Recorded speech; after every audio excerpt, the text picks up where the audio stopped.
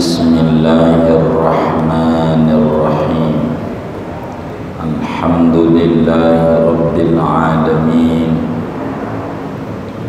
Wassalatu wassalamu ala sayyidil awwalin wal akhirin, sayyidina wa maulana Muhammadin wa ala alihi wa sahbihi ajma'in. Allahumma inna nastahdika bi arsyadi amrina wa zidna ilman yanfa'una. Qala al-imam al-muallif rahimahullahu ta'ala wa nafa'ana bihi wa bi barakati ulumihi wa ghafara lahu wa li masyaikhihi wa li masyaikhina amin. Qala ta'ala wa khalaqna lahum min mislihi ma yarkabun. Halaman berapa? 56. Wa khalaqna, dan kami menciptakan bagi mereka penduduk Mekah, yakni manusia, min mislihi, dari seumpama perahu Nabi Nuh, ma yarkabun, akan sesuatu yang mereka kendarai. Kila arada bihis sufunallati umilat ba'da safinati Nuhin alaihi salam alaiha hatiha. Dikatakan Allah menghendaki dengan seumpama perahu Nabi Nuh akan sampan-sampan yang dibuat sesudah perahunya Nabi Nuh alaihi salam, ala hayatiha, atas bentuknya perahu Nabi Nuh. Waqila, ada pendapat, arada bihi sufunas sighara allati tajri fil anhari,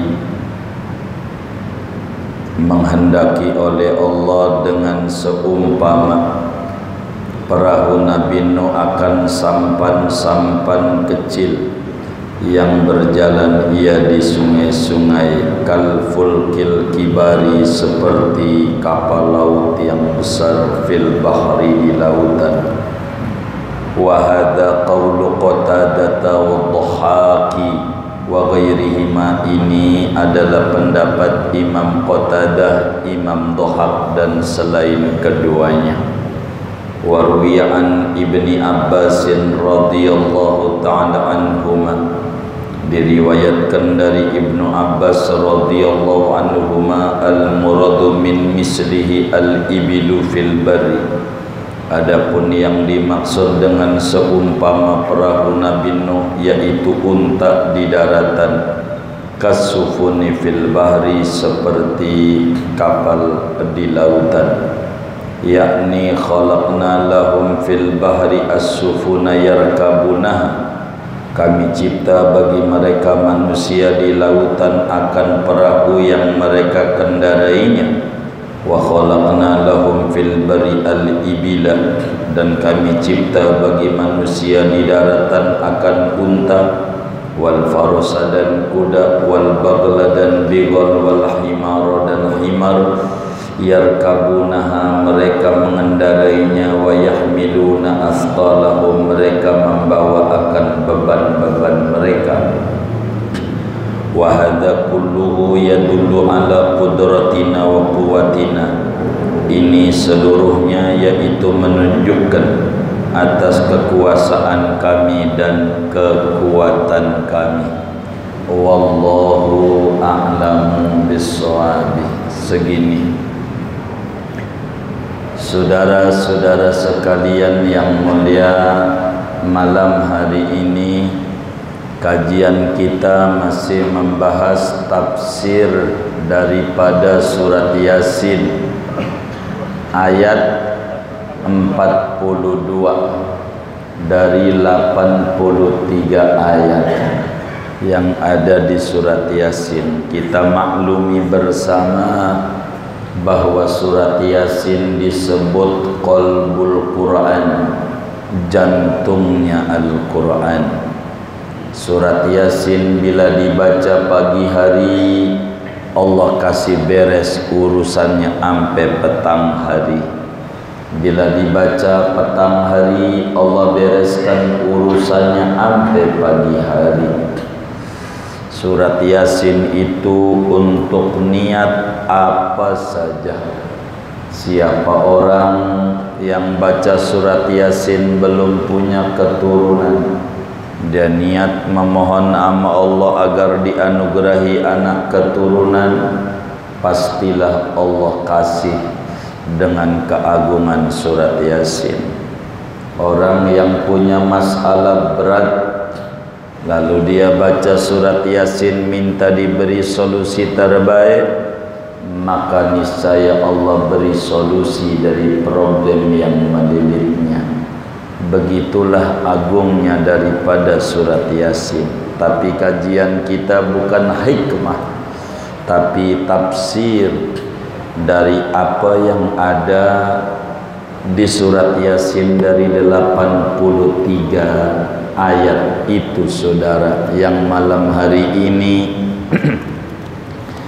kita memasuki ayat yang ke-42. Allah subhanahu wa ta'ala berfirman, wa khalaqna lahum min mislihi ma yarkabun.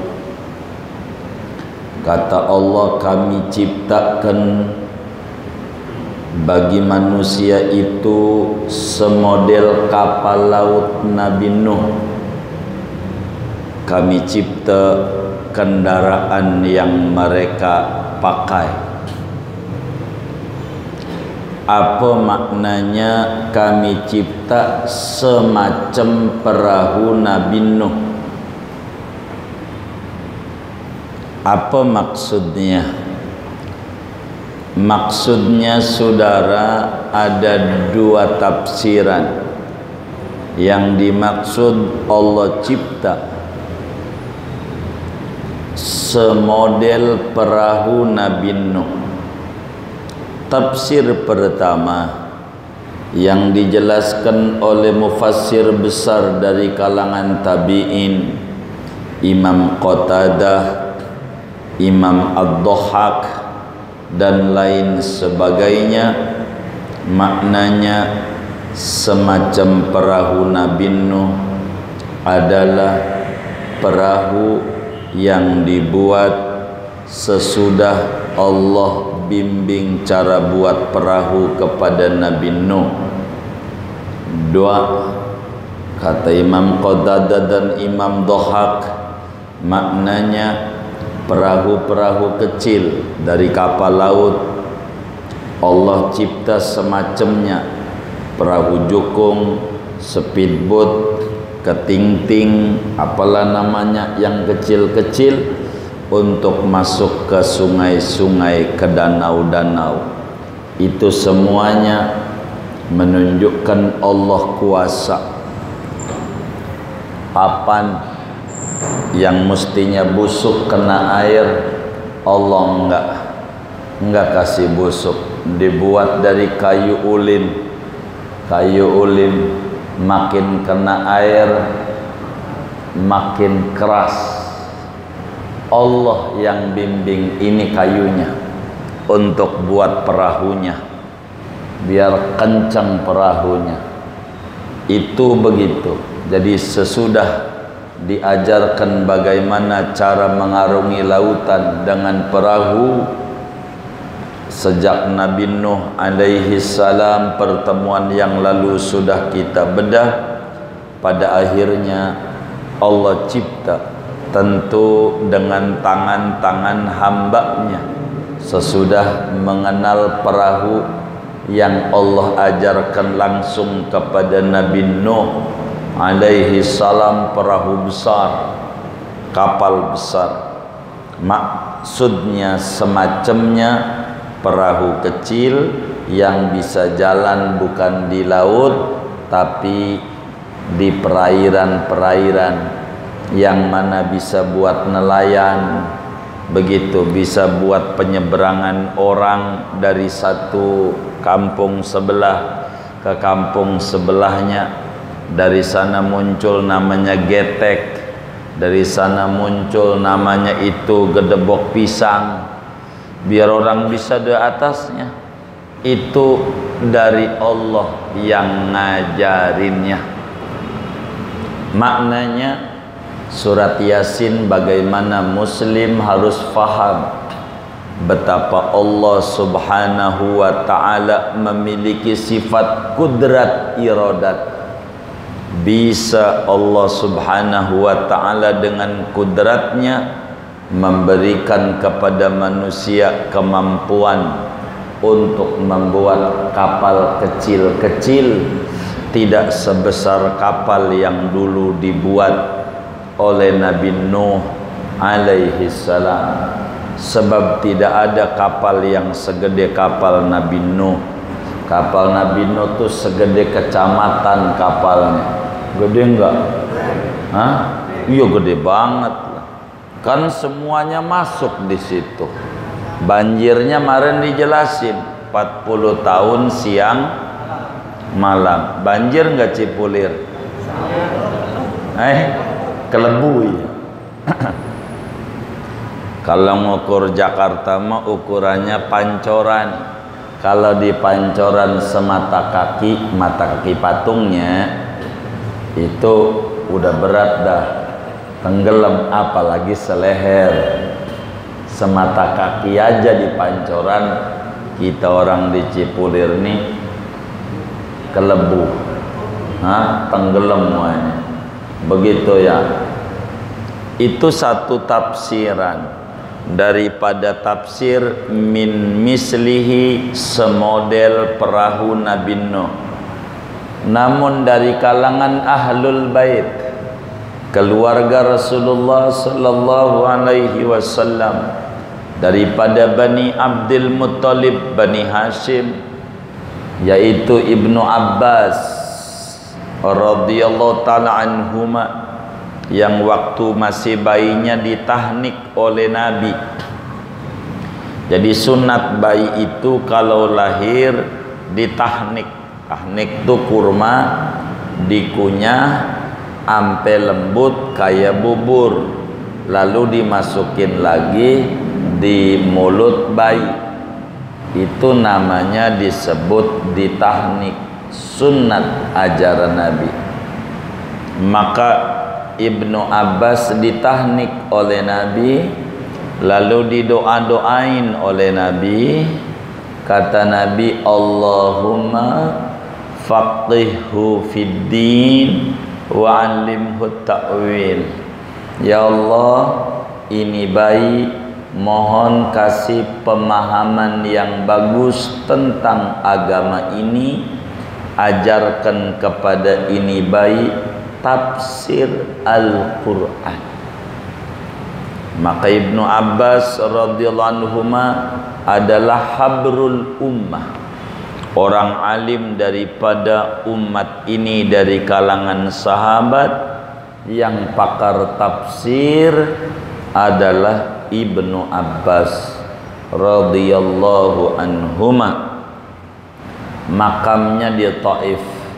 Moga Allah kasih rezeki kita luas, kita bisa ziarah ke Taif, ziarah kepada sahabat agungnya Nabi Muhammad sallallahu alaihi wasallam, yakni Abdullah bin Abbas. Alimnya Masya Allah, Ibnu Abbas. Ketika Ibnu Abbas ditanya tentang surat Yasin ayat 42, di mana Allah menyatakan kami buat kendaraan yang mereka pakai semodel perahu Nabi Nuh. Apa itu semodel? Kata Imam Ibnu Abbas, maksudnya bukan di laut tapi di darat, sama-sama kendaraan. Maka Allah cipta namanya unta. Ini kendaraan darat. Namanya disebut ayat kita ayat ilmu otomotif. Tahu unta enggak? Hah? Tahu. Unta itu hasil penelitiannya tidak mengandung kolesterol. Tidak. Tapi kata para dokter, unta itu mengandung anaknya. Ngandung apa? Ngandung apa? Anaknya, iya. Unta. Apa Zainal? Enggak. Ngandung apa? Anaknya. Iya, anaknya. Unta ini binatang hebat. Biar kita paham, ada benjolannya di belakangnya, di atas. Benjolan, kadang satu, kadang dua. Apa itu benjolan? Itu tempat penyimpanan air. Unta itu binatang yang tahan minum, tahan haus. Unta. Maka di Indonesia enggak dikasih unta oleh Allah. Begitu, karena air banyak. Apalagi Cipulir, hujan gede dikit aja bisa banjir. Begitu. Unta saudara, sekali minum, nih hari ini minum, 3 hari baru minum, 3 hari berikutnya. Unta tuh, nih minum hari ini, besok nggak minum, sore aja nggak, malam nggak, 3 hari baru dia minum. Unta. Afala yanzuruna ilal ibili kaifa khuliqat. Coba dong mereka manusia tuh pikirin unta bagaimana dicipta oleh Allah Subhanahu wa ta'ala. Unta tuh sekali minum, 3 hari tidak minum. Unta. Yang mirip dengan unta, kuda. Kuda itu sekali minum lama, tapi enggak sampai 3 hari, lama baru minum lagi. Makanya ada tempat-tempat sumur pengambilan minum. Di Jakarta nih ada dulu Bendiraya tuh sadok mulu sampai kereok tuh. Begitu, sadok dulu-dulunya. Dari Bayoran menuju Kereok aja jauh. Tempat jin buang anak kata orang dulu. Itu begitu. Naiknya kuda delman, bendi. Maka ada tuh di daerah Rawabelong tuh namanya pos pengumben, namanya pos apa ngombe tuh, tanya orang Jawa. Ngombe itu artinya minum. Ngombe itu artinya minum. Pos pengomben itu pos peminuman kuda, terminalnya minum di situ. Modernnya SPBU-nya. Begitu biar ngerti. Unta begitu saudara, hari ini minum, 3 hari lagi baru minum. Allah suruh pikirin nih dari contoh ini, karena muslim kurang mau mikir, demennya gontok-gontokan aja. Apalagi udah maulid begini nih, yang satu bilang maulid ada ajarannya, yang satu bilang bid'ah, ada tahlilan, ada yang bilang bid'ah, ada ziarah kubur, ada syirik, ada bid'ah, macam-macam. Demennya ribut sesama muslim. Begitu, muslim enggak mau mikir. Maka yang mikirin itu orang Jepang, orang Korea mikirin. Bagaimana ketika Tuhan suruh kita pikirin dong tuh unta. Maka orang Jepang bikin semacam unta, namanya Kijang. Kijang Innova, Kijang Super. Sekali minum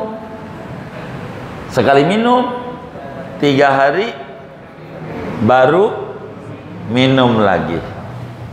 Tuh begitu mereka bikin Kijang. Korea bikin kuda. Masih ada tuh mobil kuda tuh? Oh, udah nggak ada. Oh, masih ada? Oh, masih ada. Tuh begitu.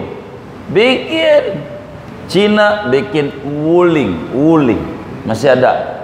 Oh iya, banyak. Oh, begitu. Orang Betawi bikin Sigra. Mobil dari Betawi, Sigra. Gitu. Ayo dong, Sigra. Itu dari Betawi. Begitu. Hah?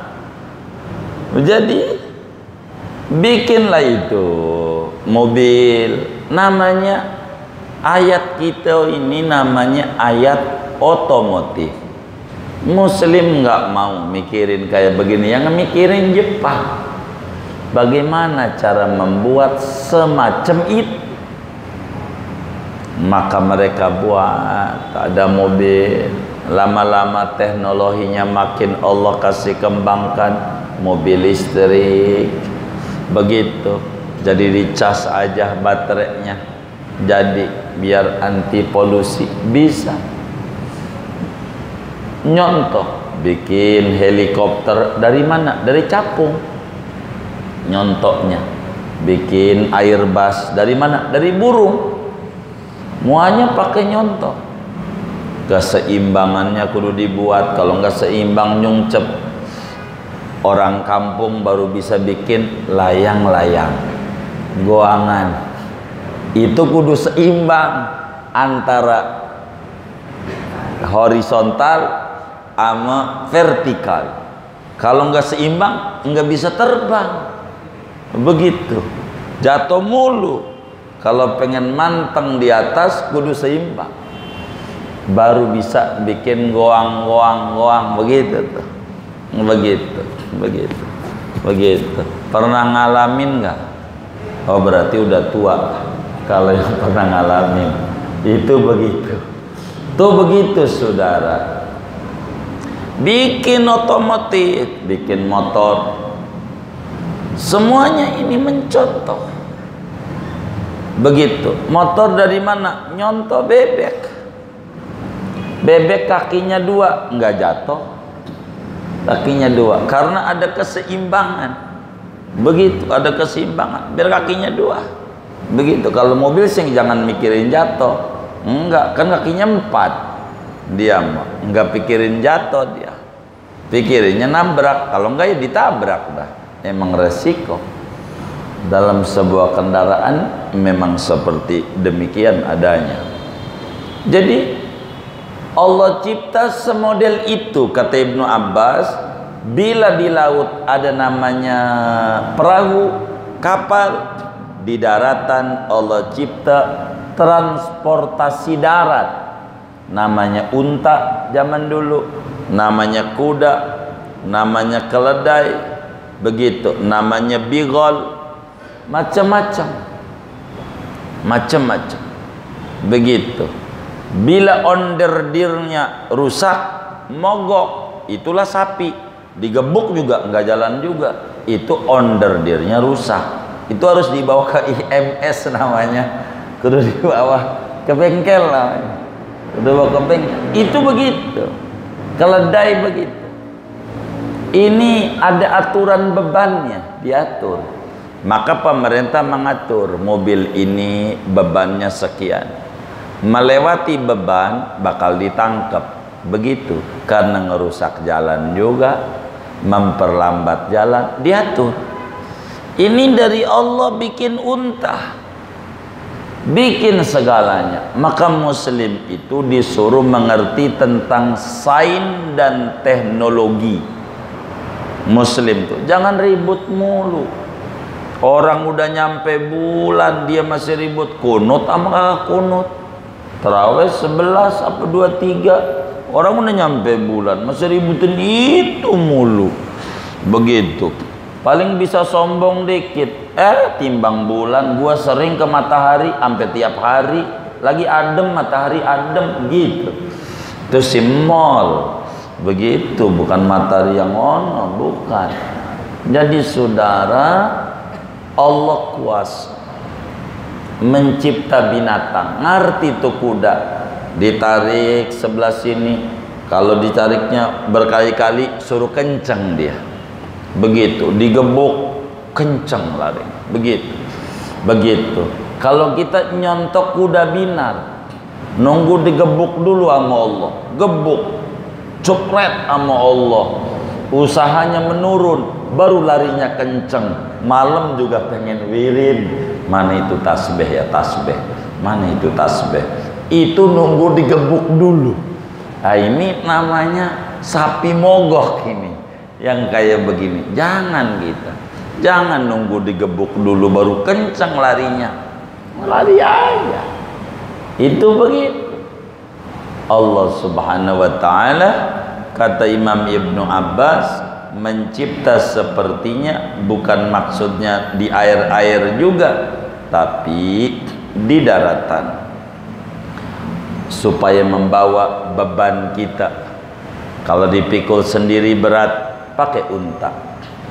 Unta kadang dikasih rumah namanya sekedup. Di rumah itu ada tempat minum, tempat ini. Belakangan bikin mobil namanya Alphard, ada kulkasnya, ada ini, semuanya dicontoh oleh manusia. Ada, mau minum ada, mau sirup marjan ada, kalau ditaruhin begitu ya, tempatnya doang kan. Ini namanya ilmu teknologi. Muslim terus mengerti, Allah cipta semacam perahu Nabi Nuh supaya berjalan. Maka kendaraan-kendaraan itu dicipta bagus biar nggak macet, begitu. Kendaraan begitu, maka dibuat begitu. Kenapa lalu macet? Masalahnya ganjil genap, kan kudu punya dua ya. Jadi yang tadinya kudu punya satu kudu dua gitu, ganjil sama genap begitu. Emang begitu ya kan. Mana jalannya dipotong-potong, separuh pajak full, enggak separuh juga, ya kan? Full apa separuh sih? Oh, full juga, ya Allah. Begitu. Mana mobil dipakainya 6 bulan doang, kan ganjil 6 bulan doang, genep 6 bulan, tapi pajaknya 6 bulan apa setahun? Waduh, ini kurang rapi ini, yang kayak begini. Sian banget begitu, kayak begitu. Karena itu saudara sekalian yang mulia, ayat ini kata Imam Ibnu Abbas, wa hadza kulluhu yadullu ala qudratina wa quwwatina. Ini menunjukkan Allah kuasa, bisa mencipta apa aja bisa. Karena itu Allah hargai manusia yang ikut andil. Makanya Allah menyatakan wa khalaqna, kami. Kalau kami itu terkesan orang banyak, bukan Tuhan banyak, tapi Tuhan menghargai andilnya orang. Kita kudu begitu. Anak kita pinter, ini anak siapa ini? Anak gue. Kayak kagak ada bininya. Ini namanya enggak menghargai anak kami. Sebab enggak kita doang, ada bini kita juga. Begitu. Islam tuh begitu, menghargai. Karena itu Allah menyatakan wa khalaqna, kami buat. Maknanya Allah hargai. Inspirasi pertamanya Allah kasih sama Nabi Nuh. Dari umat ini teknologi itu makin hari makin berkembang. Jam tadinya gede banget, jam Jerman gede, dipanggul aja nggak kuat, lama-lama ngecil, namanya jam dinding. Itu teknologi. lama-lama ngecil, namanya jam tangan, lama-lama ngecil, nempel di HP, begitu, sampai HP-nya adzan ada, tapi adzan mau adzan, sholat mau kagak. Ada nggak yang kayak begitu tuh? Yang mana orangnya?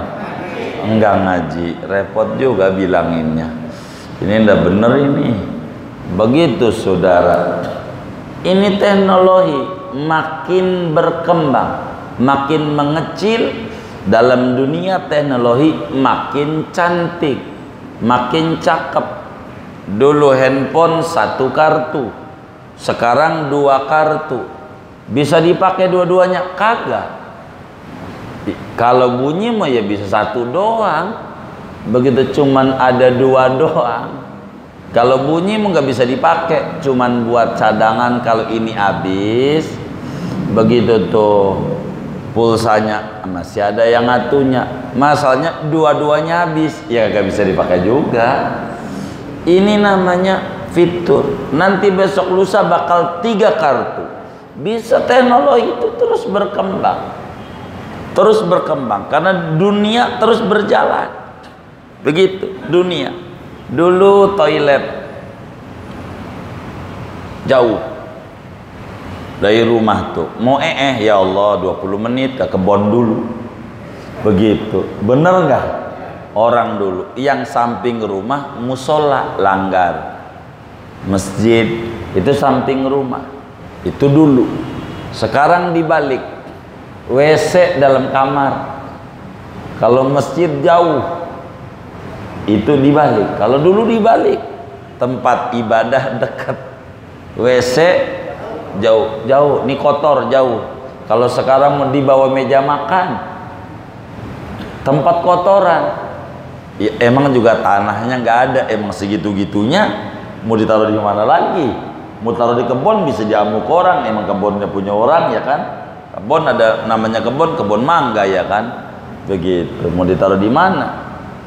Saudara sekalian, jadi Allah kasih inspirasi kepada orang dari apa yang Allah buat sampel. Itulah teknologi namanya, saudara. Maka muslim itu kudu melek teknologi, kudu ngerti. Kalau nggak ngerti repot. Nanti kita dibohongin orang mulu gara-gara kita kagak ngerti teknologi. Begitu. Berkat teknologi ini kita bisa ngaji, ada lampu. Ini teknologi bagaimana menyerap cahaya matahari sehingga bisa untuk kemudian menjadi cahaya buat kita. Bagaimana kayak pegang mikrofon biar kita ngomongnya nyampe. Ini namanya teknologi. Begitu saudara. Oleh karena itu Allah subhanahu wa ta'ala maha kuasa. Allah cipta dunia makin berkembang dan berkembang. Dan kita kalau urusan dunia kata Nabi, antum a'lamu bi umuri dunyakum. Anda lebih tahu tentang urusan dunia. Adapun patokan beragama jangan lepas dari apa yang dibimbing oleh Nabi, sahabat, tabi'in. Mereka-mereka inilah yang mendapat pengajaran langsung daripada Rasulullah sallallahu alaihi wa alihi wa sahbihi wasallam. Maka kita pun sama. Ini namanya tanda-tanda kekuasaan Allah. Perahu bagaimana bisa ke tengah, bagaimana bisa minggir, bagaimana caranya untuk maju, itu diatur. Ini namanya disebut teknologi. Bagaimana perahu mau nyebrang, nggak boleh lurus kalau nyebrang. Kalau lurus nggak bakalan bisa nyebrang, kudu lawan arus dulu maju. Jadi ketika lelah mundur, nyampe. Itu perahu begitu, diatur dalam kehidupan. Dan ini Allah Subhanahu wa taala bimbing kita di surat Yasin ini supaya kita melek tentang teknologi dari apa yang Allah ajarkan daripada Nabi Nuh alaihi salam, seorang nabi yang cukup panjang umurnya, kurang lebih 1000 tahun. Mau nggak panjangnya kayak Nabi Nuh 1000 tahun? Nggak usah dah begitu. Nanti 80 tahun udah tiduran, sisanya tiduran terus sampai 1000. Nyusahin. Begitu yang kaya begitu, jadi sengsara. Begitu.